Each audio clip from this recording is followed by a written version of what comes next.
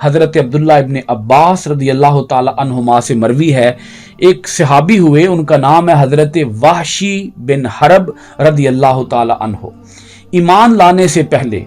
یہ جب حالت کفر میں تھے تو انہوں نے حضرت امیر حمزہ سید الشہداء حضرت امیر حمزہ رضی اللہ تعالی عنہ جو کہ ہمارے نبی کریم صلی اللہ علیہ وآلہ وسلم کے سگے چچا جان ہیں، ان کا قتل کیا تھا۔ وحشی بن حرب نے جب اسلام لانے کی بات کی تو اس پر اس کے کچھ تحفظات تھے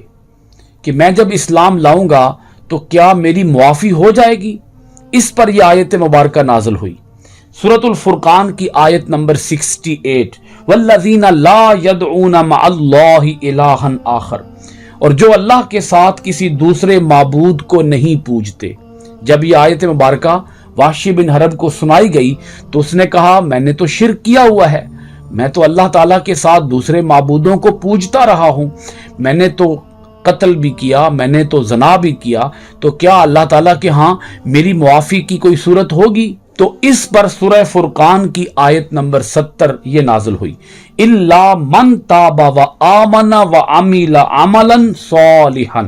مگر جو توبہ کر لے اور ایمان لے آئے اور پھر عمل صالح کرتا رہے۔ جب یہ آیت مبارکہ وحشی کو سنائی گئی تو اس نے اس پر بھی اپنے تحفظات کا اظہار کیا، اپنی ریزرویشنز اللہ کے رسول کی بارگاہ میں رکھیں کہ اللہ کے رسول صلی اللہ علیہ وآلہ وسلم توبہ تو میں کر لیتا ہوں، ایمان بھی میں لے آتا ہوں، لیکن اس کے اندر ایک بڑی کڑی شرط رکھی گئی ہے، اور وہ شرط یہ ہے کہ میں عمل صالح کرتا رہوں۔ اگر مجھ سے اس کڑی شرط پر پورا اترنا ممکن نہ ہوا، یعنی مجھ سے عمل صالح بعد ازاں نہ ہو سکے اور پھر مجھ سے کوئی گناہ سرزد ہو گیا تو پھر میری بخشش کی صورت کیا ہوگی؟ تو اس پر نبی اکرم صلی اللہ علیہ وآلہ وسلم نے سورۃ النساء کی آیت نمبر 48 کو تلاوت فرمایا۔ وہ آیت مبارکہ جو کہ آج ہم نے پڑھی ہے ابھی اس کلاس کے اندر، اللہ پاک کی یہ آیت مبارکہ، ان اللہ لا یغفر ان یشرک بہ ویغفر ما دون ذلک لمن یشاء، بے شک اللہ تعالیٰ اس بات کو معاف نہیں فرماتا کہ اللہ کے ساتھ شرک کیا جائے، اور شرک کے علاوہ جس نے بھی جو گناہ کیے ہوں گے اللہ تعالیٰ جسے چاہے گا اسے معاف فرما دے گا۔ رسول پاک صلی اللہ علیہ وآلہ وسلم نے جب یہ آیت مبارکہ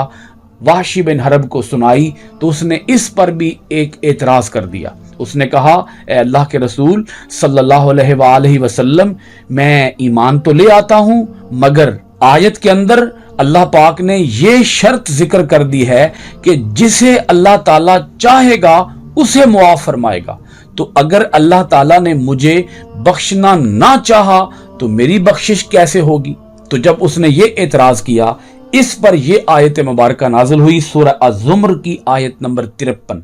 قل یا عبادی الذین اسرفوا علی انفسہم لا تقنطوا من رحمت اللہ، اے حبیب مکرم صلی اللہ علیہ وآلہ وسلم آپ یہ بات ارشاد فرما دیجئے، اے میرے وہ بندو جنہوں نے اپنی جانوں پر ظلم کیا ہے، تم اللہ کی رحمت سے مایوس نہ ہونا۔ جب یہ آیت مبارکہ وحشی بن حرب نے سنی تو انہوں نے کہا کہ اب میں ایمان لاتا ہوں، کیونکہ اب کسی قسم کی شرط کا ذکر نہیں کیا گیا، اللہ پاک نے بغیر